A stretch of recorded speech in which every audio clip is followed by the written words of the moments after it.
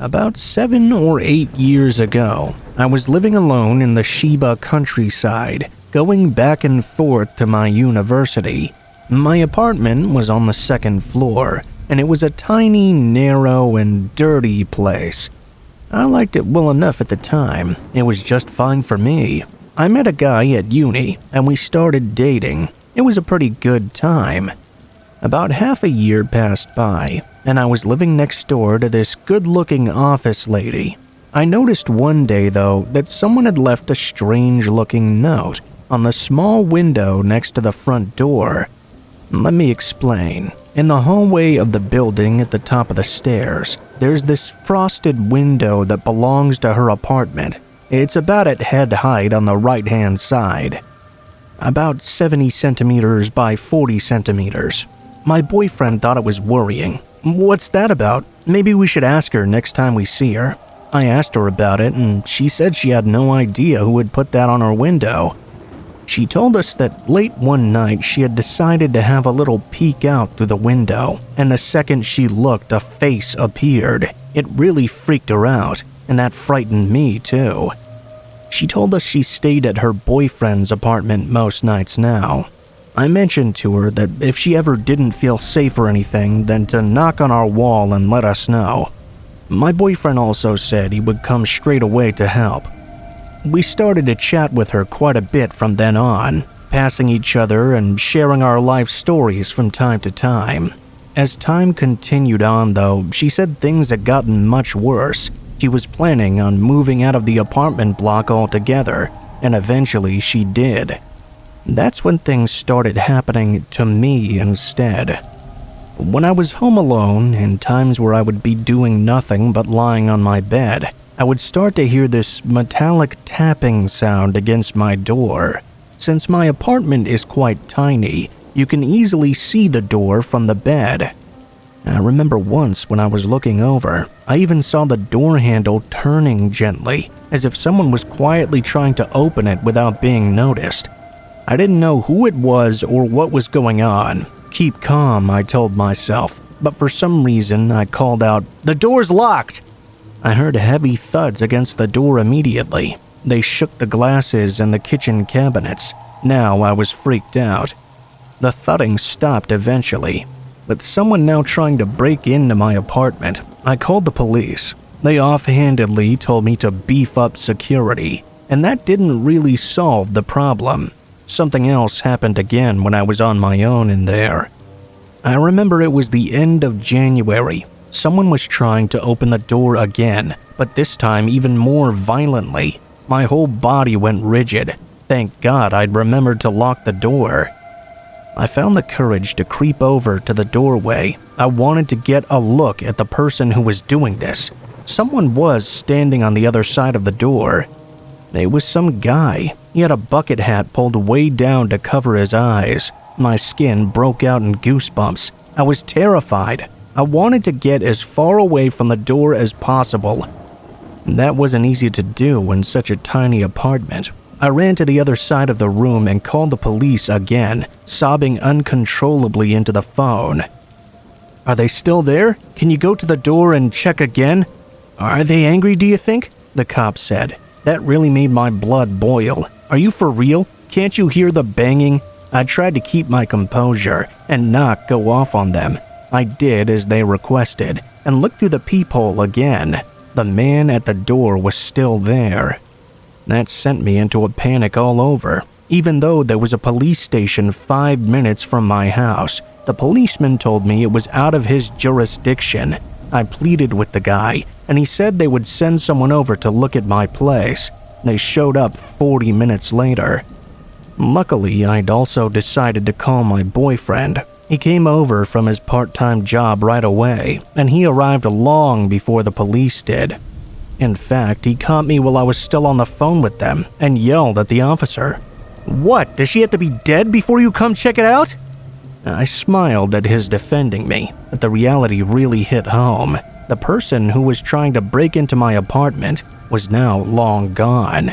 It's true that in Japan, the police won't do a thing until someone dies.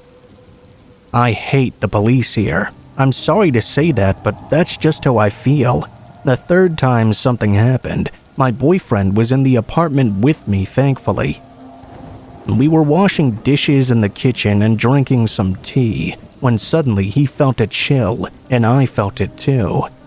We both asked at the same time, "Hey, are you cold?" He then asked me if a window was open. I looked in the direction of the window near my bed and saw it was open just a crack. I also saw a human eye staring right at me.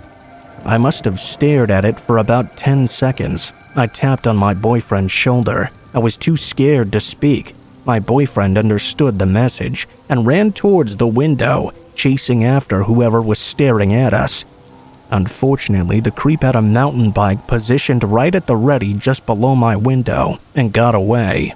We couldn't have gotten down the stairs quick enough to chase him, living on the second floor and all. I could see him speeding away as I looked down from the corridor.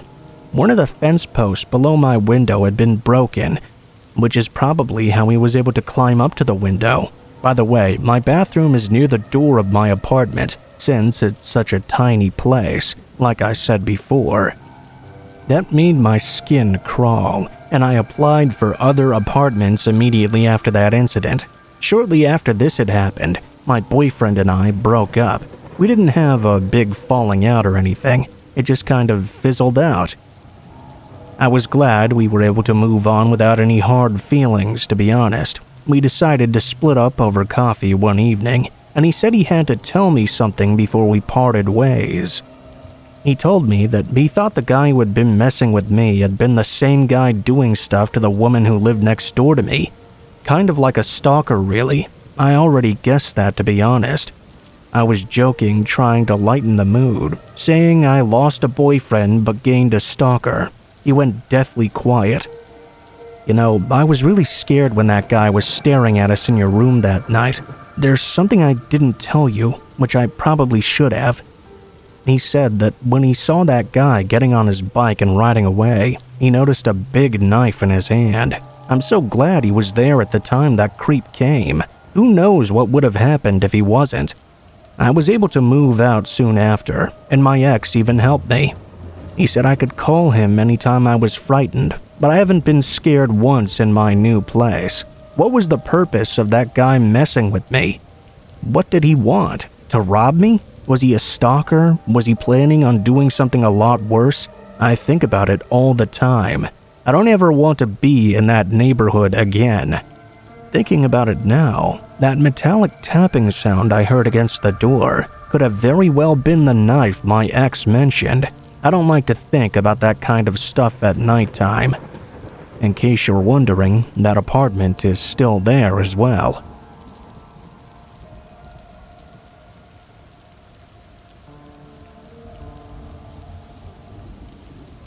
I'm an investigator, and I'm gonna tell you about the most disturbing stalking case I ever worked.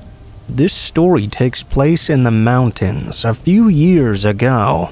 I had been entrusted to look into a sharp increase in the number of reported stalking cases in the area.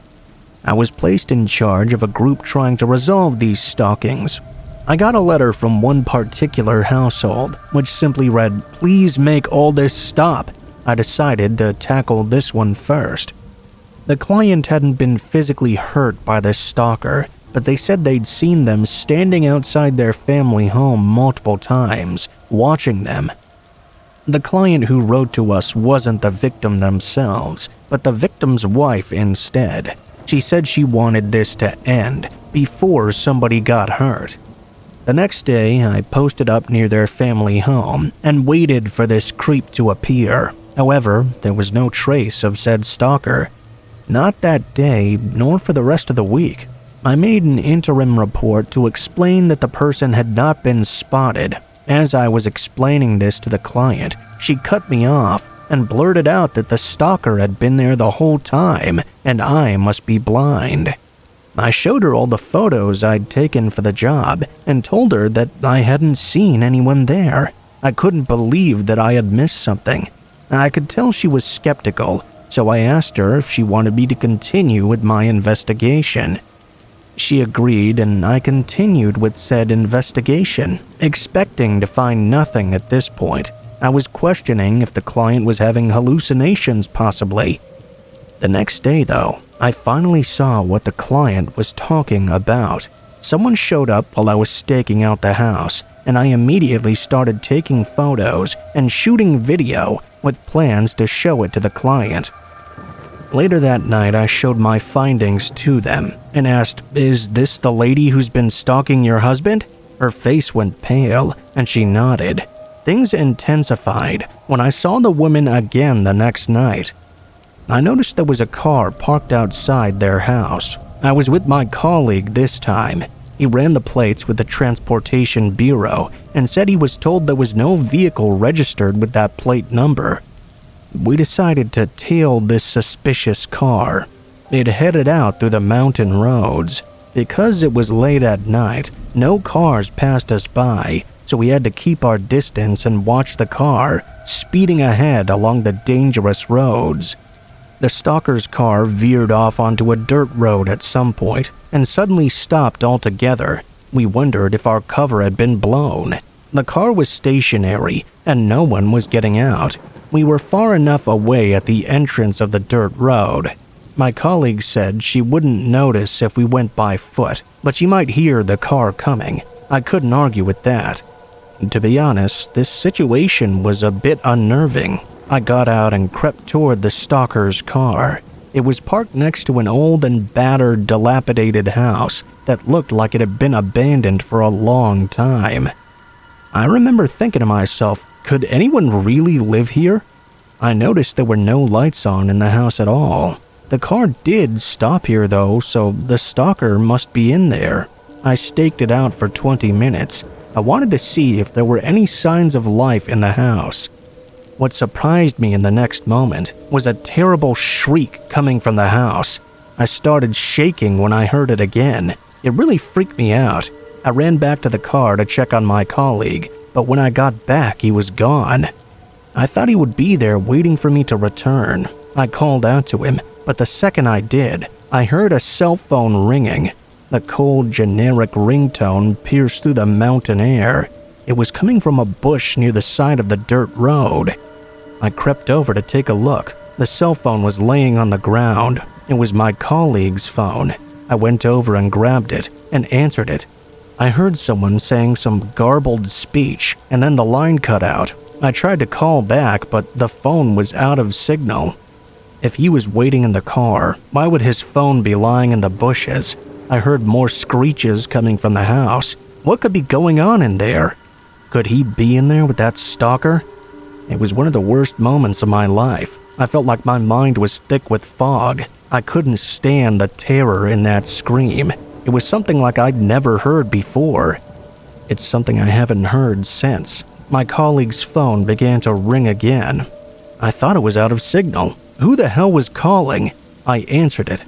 Of course I had to. I heard my colleague's voice, and then I heard some garbled speech again. I ran back to the car, threw open the door, got in, and locked it. I just waited to see if he would come back. I didn't know what else I could do. The first light of morning came, and he still wasn't back yet. I went towards the house. I wanted to know what was making the noises in there, and if something had happened to him. The other car was still parked outside. Was she still there? I thought, as I entered the house. There was nothing inside, no signs of life at all, yet I'd heard all that screeching. It was so weird. The place was completely abandoned. I went back outside and looked at the stalker's car. It was really old and damaged, and looked like it could fall apart at any moment. The interior was full of dust. I waited as long as I could in the hopes that my colleague would suddenly reappear, and this would all be over. But after several more hours, there was no sign of him. I went back to the office to report what had happened that night, and to see if anyone had heard from him. There was no news. The other guys from my office came with me to check out the abandoned building, but we couldn't find a shred of evidence. We'd been back there at later dates to check on it as well. There's been no signs of life there. After some time, my colleague's family reported him missing. Since there was no evidence of foul play, and we can't identify a suspect or his whereabouts, the case is very likely to go cold. I've been searching for any clues that could lead me to what happened to him, but so far I have nothing. I couldn't even use the photos or the video I took. Some of the files became corrupted. I went back to the client and they said they hadn't seen the person since.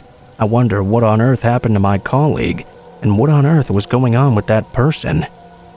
My colleague is still missing to this day, and I pray he'll be found safely someday.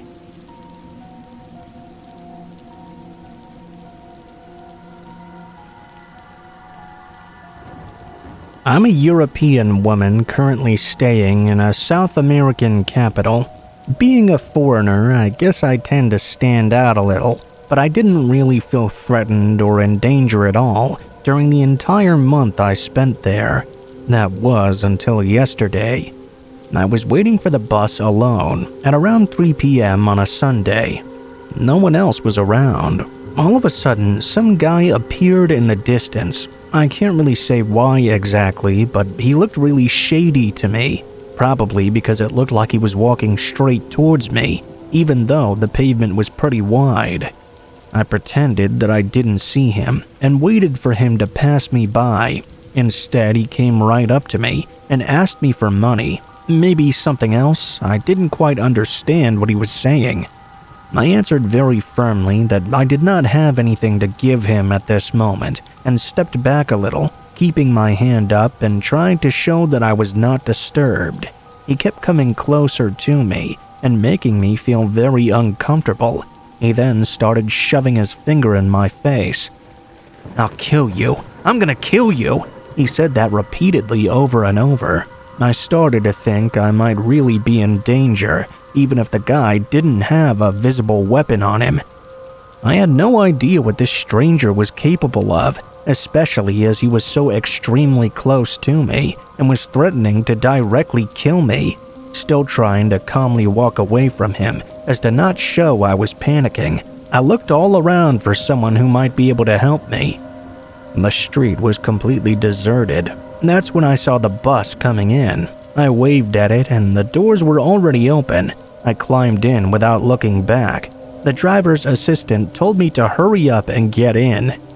He had seen the scene from a distance and told me not to worry. We just needed to get away from this crazy guy.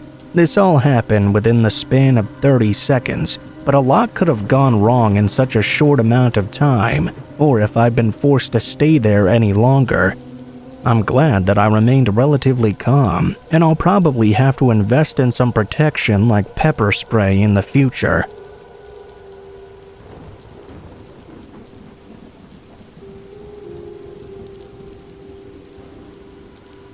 It was around 2015. I was living in Seattle and I worked in an office that allowed me to bring my dog to work, a 100-pound German Shepherd.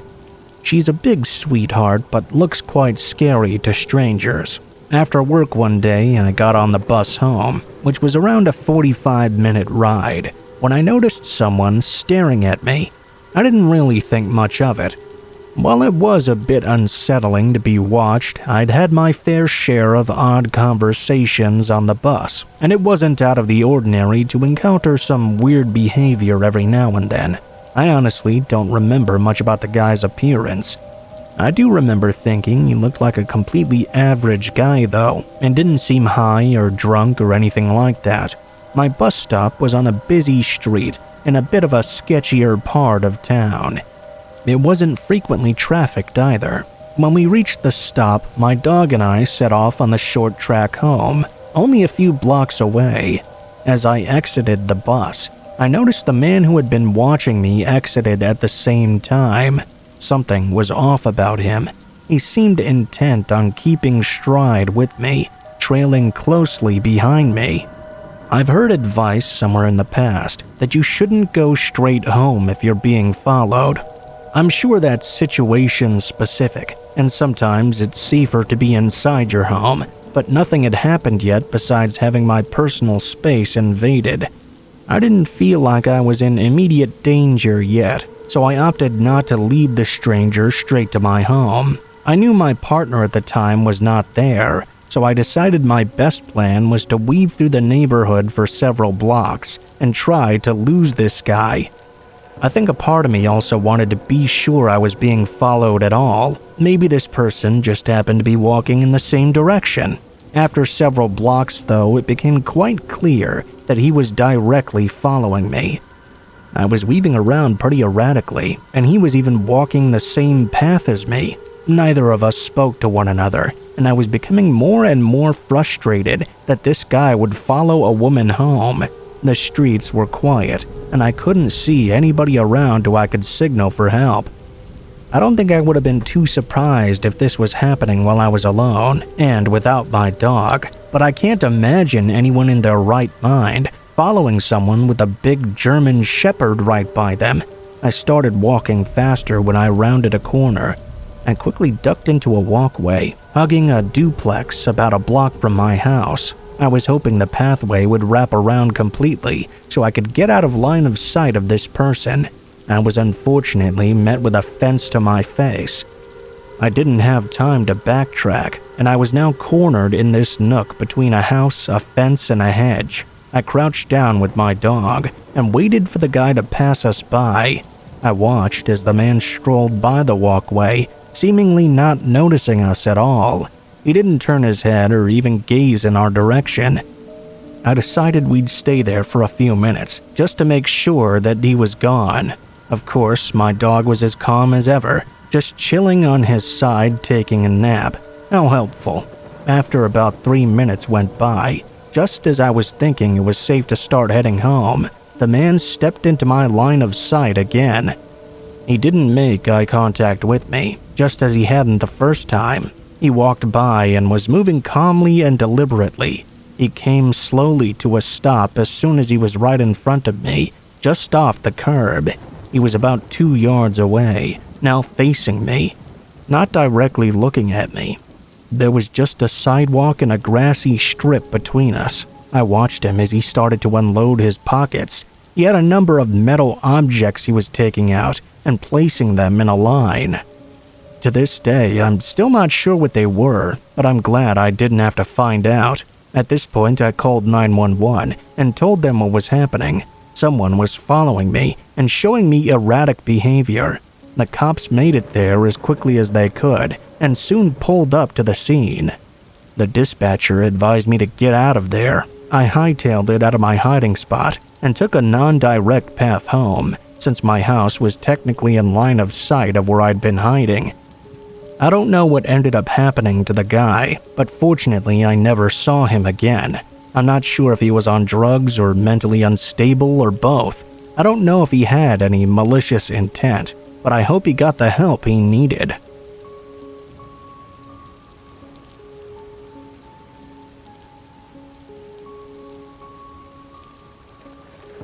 I'm a transgender male, and at the time I was 18. I passed fairly well. I was dating someone online on and off for like a year and a half, and finally saved up enough to get a Greyhound bus pass to get from where I'm from to where she lives. It was about a 16-hour ride, with a few bus switches along the way. One of the bus stops was in Ohio, Cincinnati to be exact. This was my first time being out of state ever, and taking a bus. Well, besides school buses, I was all on my own. I'm a short guy, probably around 5'2" or so. It was around 4 or 5 a.m., and I believe we were just arriving in Ohio. I sat down in a little cafe area until my next bus was going to arrive. All of a sudden, this dirty, scrawny guy holding a random license plate sat down across from me. He made a little small talk, then literally asked me if he could pay to do disgusting, intimate things with him. I was freaking out already. It's at this point I kind of froze and looked to the people next to me in hopes they'd help me out. I obviously told the guy no.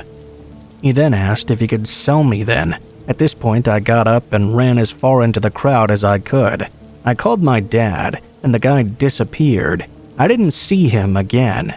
The messed up part is when I finally got to the girl, she told me her dad had a heart attack. It ended up being a lie, I guess. I had to leave. I had spent my money besides for food, water, and a taxi to get from the last bus stop to her city, which was not cheap. Then I had to give her friend gas money to take me back to the bus stop. I didn't have enough to rent out a room, and my dad couldn't afford to wire me any to get a room for the night. I had to just sit at the bus stop literally until 8 p.m. for the next bus. Because it was a smaller town and part of it was closed, I had to sit outside the bus station for a long time. It was honestly one of the scariest and most terrible experiences of my life.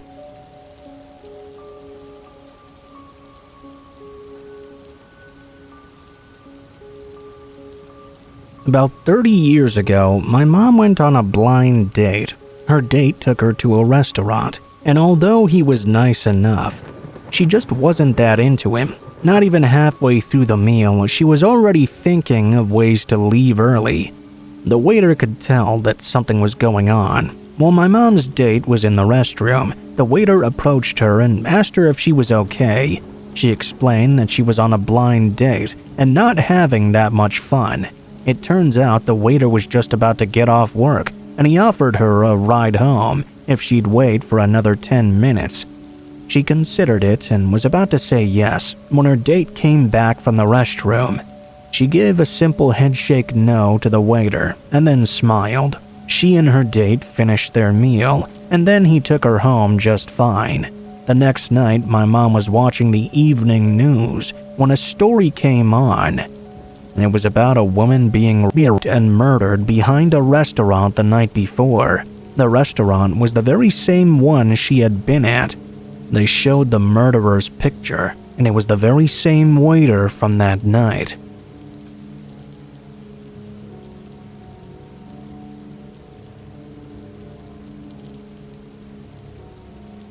My cousin and his family had lived in their house for about 5 years now. His wife left home to drop the baby off at daycare before work, but realized she had left her phone at home.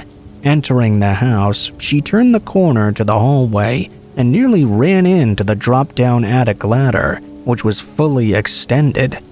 They never used the attic, as it was filled with loose insulation. She quietly left the house and drove around the corner. She called the police.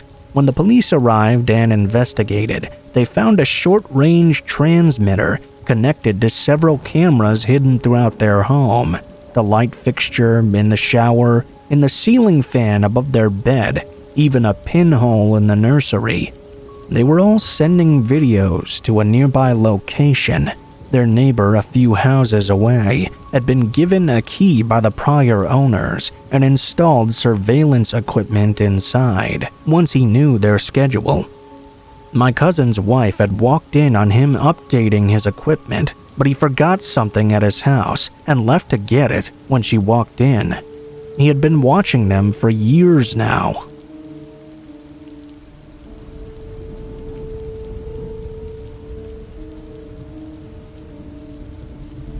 My grandpa worked 2 night shifts, so my grandma was home alone most nights. Her sister-in-law Rose would randomly come over to keep her company. My grandma decided to go to bed early one night.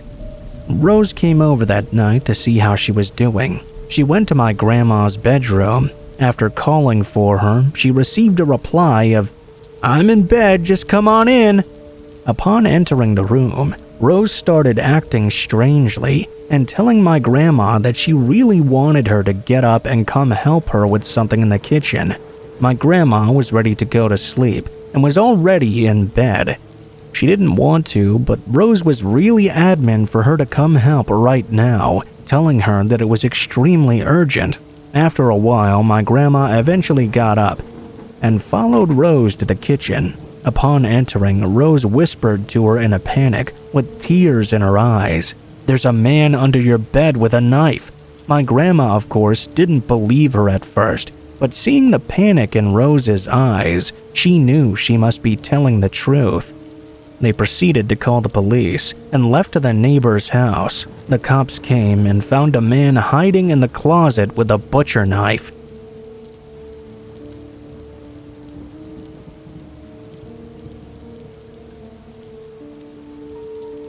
A group of friends was staying at this remote cabin that one of my friend's cousins owned. There were no roads leading to the cabin, and it was a good 3 or 4 day hike from where you parked the cars. I myself couldn't go at the same time as everyone else due to some work obligations. I decided to head up the same day but a bit later, which meant I would have to camp out by myself for a while. The latter part of the trail is too dangerous to be taken at night, especially for someone who doesn't know it very well. I didn't care though. I was kind of looking forward to it, as I'd never camped alone before. I was in the middle of these woods when the sun went down. I got my camp set up in a small clearing, probably about 40 feet across. I got my campfire going and pitched a small tent as well. I did all that camping stuff, like cooking hot dogs on a stick over the fire and making some s'mores. I probably stayed up for a good 2 or 3 hours after dark. The entire time, I thought I could hear some stuff moving out in the woods on the edge of the clearing. I didn't really think anything of it, because the woods are full of animals, of course. As the night went on, though, I realized that whatever it was making these noises was just circling the clearing over and over again. Once I really started paying attention, I heard it make 4 or 5 laps around. I decided to get up and investigate this noise. The noise stopped as soon as I stood up, though, and I thought I could hear some sound rushing away through the woods. I shrugged it off, thinking it was just some fox that probably got curious, and then got scared when I stood up. I decided it was time to go to sleep. I doused the fire and climbed into my tent. I started to doze off, and stayed in a half-awake, half-asleep state for a while. I normally hear some weird things when I'm in this state, so I didn't think much of it when I heard a voice. Something woke me up completely though, and I realized the voice was real and right outside my tent. It was just above a whisper, and I'm not sure if it was in another language or if they were speaking English in such a way I couldn't understand. I laid there for I don't know how long, listening to them talking and waiting for something to happen. There was just enough moonlight to light up the walls of the tent so I could see a hand pressed on the wall of it, right down near my foot. This freaked me out, and I sat up quickly. Whoever was outside the tent then disappeared. I could hear them running full sprint through the woods. I got out of my tent and shined my flashlight all around. I could see nothing. I expected there to be a bloody handprint on the outside of my tent or something, but there was no evidence anyone had been there. I couldn't sleep at all that night. I packed up my camp first light, and that morning I booked it to the cabin.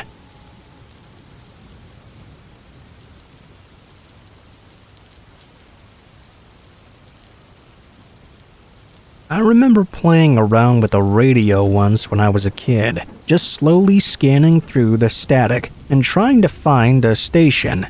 I had found an old television antenna attached to the side of our house and ran a wire out my window to it with an alligator clip attached to the radio antenna. That allowed me to get a broader range of signals. I'm sitting there early in the morning at like 2 a.m., slowly sweeping through the frequencies, when suddenly I get to this station that's playing this very strange crackling sound. It sounded like cracking knuckles, or perhaps Rice Krispie cereal, but with a fixed rhythmic pattern instead of being random. I sat there listening to it for a moment, when suddenly it stopped altogether. This faint voice came on. It took a second for the weight of the words to hit me, but when they did, I freaked out and almost threw the radio across the room. I'm pretty sure it was just someone messing around with a radio transmitter, but I'll be damned if that didn't scare the hell out of me.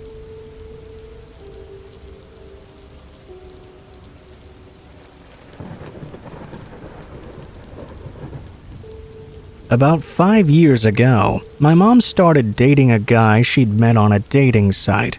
I had recently started dating the woman who would later become my wife as well. We had met online ourselves. My wife and I never really liked this guy. We didn't think he was mean or anything like that. He was just a little bit creepy. He was extremely quiet and kept his eyes closed a lot. He would occasionally say and do odd things as well, like offering my wife a chocolate, then popping one in his mouth and closing his eyes, and moaning as he let it melt with his mouth open. One time, my wife and I were visiting my mom, but she got called into work. We waited at her house. Her boyfriend was over as well, but he spent the entire several hours just waiting in her bedroom with the door closed. Just before Christmas, my mom and this guy started having some difficulties in their relationship. My wife and I were visiting her for the holidays, and she dropped all of her problems on us at once. We listened carefully and gave her our opinions. We suggested that perhaps she would be better off without him. She had already made up her mind and decided to break up with him on Christmas Eve. We spent the night at my mom's and got up early on Christmas morning to visit my dad at his house. We didn't plan to spend the night at my dad's, but we got snowed in, which was actually a bit of a nice Christmas surprise. The next day, we left as soon as we could get through all the snow. My wife suggested we stop by my mom's house on the way back so we could check to see if she was all right. My wife had a really bad feeling about my mom's now ex-boyfriend. My mom's car was in the driveway, but that doesn't mean much. She lives close enough to work that she often walks there, and it hadn't snowed in her town. She also never locked her door, which really drove me crazy. We let ourselves in. That's when we saw blood oozing out of the refrigerator's water dispenser. It had filled up to spill over the container and was now leaking onto the floor and making a puddle.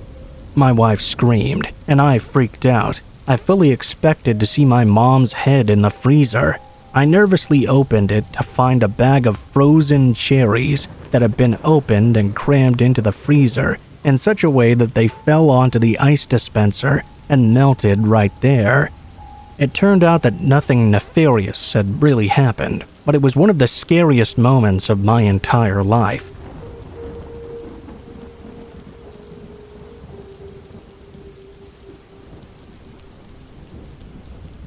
A month ago, I met a man on Tinder with who the flow went rather well. He was interesting, cultured. I was rather confident in this and happy not to fall for once about a person who was only looking for a one-night stand. We had mutual friends, so when he offered me to sleep at his place, I accepted without being too suspicious. My friends all told me he was a super nice person, very calm and easy to get along with and trust. So, I had blind trust in this person. It was stupid to think like that. I realize that now. I arrived at his house around 9 p.m. or so. When I entered his apartment, I immediately got a bad feeling. The atmosphere was gloomy. There was almost no light. The decorations were very dark. I kinda didn't feel comfortable. We decided to sit down to smoke and started to chat a bit. As the discussion progressed onward, I learned that he had some sort of autism, and as a result, he had a lot of trouble understanding social situations, and had difficulty deciphering the difference between what is good and what is bad. An important thing as well, he told me that he decodes nonverbal language very well, and knows directly what a person is thinking just by observing their body. He then made me read all these poems he wrote. They were terrifying, honestly. He recounted the rape of a child in very precise detail, bordering on a hidden fantasy. I pretended to enjoy hearing it so as to not show that I found it really creepy. During the discussion, we came to talk about his ex-girlfriend somehow. He told me he used to have fun drowning and choking her when they took a shower together to see what it was like to have control over her life. I found that very disturbing. It was getting worse and worse. I was on edge. There were too many signs I could no longer ignore. He offered me a drink and I accepted. We went into his kitchen. He took out a glass, and that's when I noticed a gun out on the kitchen counter. I didn't say anything. I wondered why he'd put it right there in the spotlight. He saw my panicked look and told me, "Don't worry, it belongs to my father." That didn't reassure me very much. The minutes that followed were the longest of my life. I was very wary in case he decided to try and hurt me. I was tense to the max, and I wanted to get out of this place quickly. He told me that his neighbor might come by during the evening. He was a dealer who sold weapons, and from what he told me was a big, super dangerous psycho. At that moment, I decided to call my father so he could come and pick me up quickly. I pretended to have an important thing to do the next day, and tried to be as nice as possible so he wouldn't notice I was completely terrified of him. I just counted the minutes from then on, checking to see if my dad had texted me he was downstairs. The guy seemed to notice that I was being wary though, and deep down I knew that he saw I was just trying to run away. I was afraid he would act out. I kept trying to pretend everything was okay. I told myself that if he wanted to hurt me, and if he saw I was afraid, he would take action directly, telling himself he no longer had time to pretend. He offered me a massage. I tried to find an excuse to have him not give me one, but he insisted. My father was going to arrive at any minute. I gave in out of fear of what he would do. I found myself suddenly having my clothes torn off and being touched in a very suggestive way. I just hoped he wouldn't try anything further.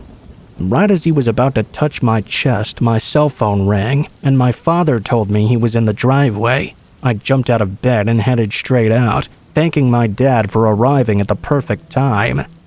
The guy texted me several times after to come back, telling me I had forgotten a sweater and needed to come pick it up in person. I blocked him afterward and never heard from him again. Well, almost not. One of my friends had also matched with him on Tinder and chatted with him. She told me that she asked him to go into town for a drink and that he refused, telling her she should meet up with him at his place. I warned my friend, who immediately blocked him. I don't know if this guy would have been capable of doing something truly horrific to me, if he was really malicious or just a weird guy. In any case, be really careful on Tinder, and don't go to people's houses that you've never met before, even if you have friends in common. You never really know a person 100%.